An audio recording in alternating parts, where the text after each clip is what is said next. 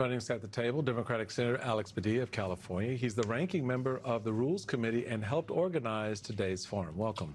Look, the elections, I am concerned about them being free and fair, specifically because of what the U.S. Postal Service is doing.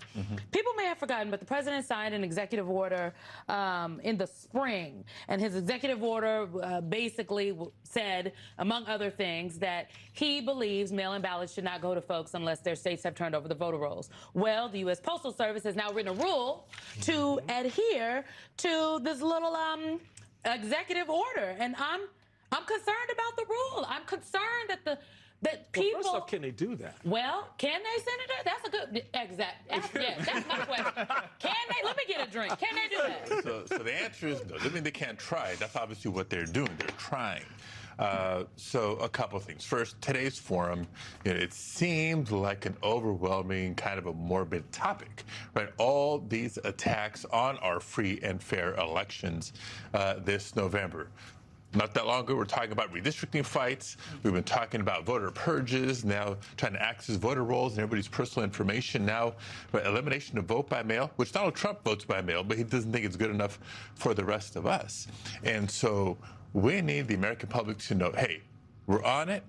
We're pushing back, fighting back legislatively, legally, by any means necessary to protect people's access to the ballot. Now, I remember when I was Secretary of State, right, it's common practice to do what they call tabletop exercises.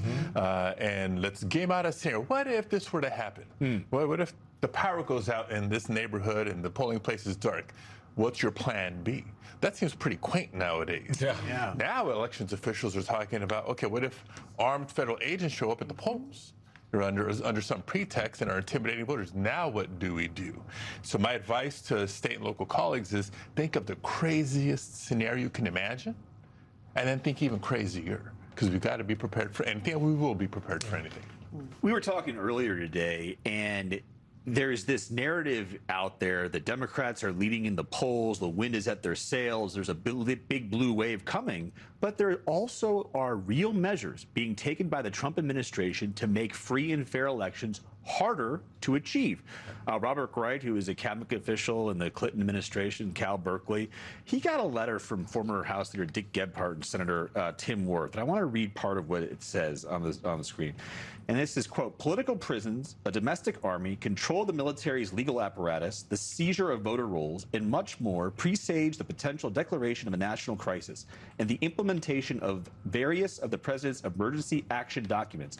These are among the many individual actions and plans of the, quote, rolling coup, which is currently underway. There's a rolling coup already happening. Well, there's an attempt at a rolling coup underway. But if you look at how we've been holding up in court, we've been doing pretty darn good. And it just, again, goes back to the envision every worst case or horrible case scenario you can imagine, and we have to have a plan in place. And so there's what senators can do, there's what attorneys general can do, there's what secretaries of state can do. I want to make sure we emphasize what voters can do, right? Because every state's a little bit different.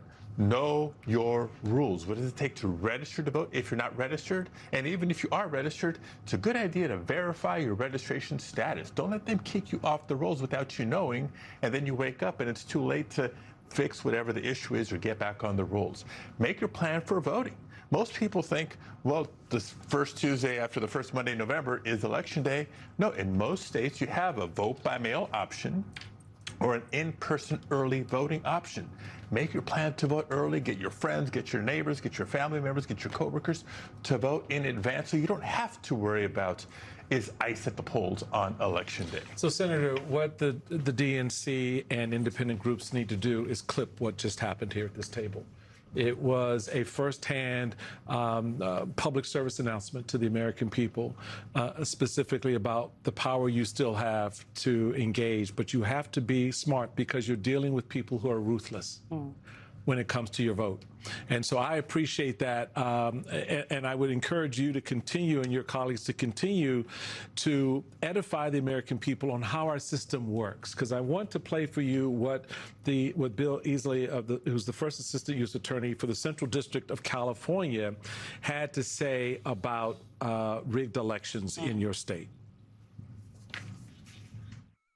We have various investigations at various stages. So some of them are more developed and they're ready to charge. Others are brand new and being worked up. And we are getting tips every day from the public of potential leads of new cases. I think what the president is saying is he's frustrated. And I think a lot of us were, as a former legislator in Sacramento. Rigged doesn't necessarily have to mean illegal. So I can't deal with that level of stupid. I would guarantee you they ain't got squat. They don't have squat. Put it on the table. Give me one. Just put one out there. Show us how the system in California, as it just played out in front of the American people, right? Mm-hmm. Even though none of us voted in California because we're not Californian, so why the hell do we care how you run your local elections? Because I'm worried about how they run mine in Maryland, right? But this administration wants you to believe that if California is rigged, everything else is rigged. And they're setting you up as an example to go after, as you just mentioned a little bit before, having federal troops showing up at election polling places. Talk a little bit about that and help us understand exactly what's wrong with what this president is doing about our vote and why California is a good example of how the system works. Yeah, well, it starts with what you just said. If you have evidence, bring it. If you have proof, bring it. I've been asking that question since 2016 when Trump first ran for president, because if you recall... You were trying to ask that question when they threw you on the floor. Something like that. Right? But recall the 2016 election when he was still a candidate the first time, when asked in a debate, and he said, well, if I win, then I guess it's okay, but if I lose, then it must have been rigged. Right? He said in 2016, he said in 2020, he said in 2024, and he's saying it again to set the stage for when he doesn't get his way, he needs to find an excuse. It's a deflection, of course. And why is he targeting California? Because California don't like him. Right? There's things that Donald Trump does not like. Number one, dissent. He doesn't like people disagreeing with him and his agenda. Number two, he doesn't like accountability. Right? So when I was trying to ask a question, we saw what they did. That wasn't just a message to me. That was sending a message to the country. And certainly he doesn't like not getting his way at the ballot box, which is why he's trying to influence and interfere with this November's election while we're still in primary season. Right. But we leave, nothing to chance. We got to be ready. You know what? I think we need more former secretaries of state to be in office, because I kind of feel better about this election having heard from the senator today. Are you ready? Okay, Senator Alex Padilla, thank you very much for your time. Thank you, sir. Coming up.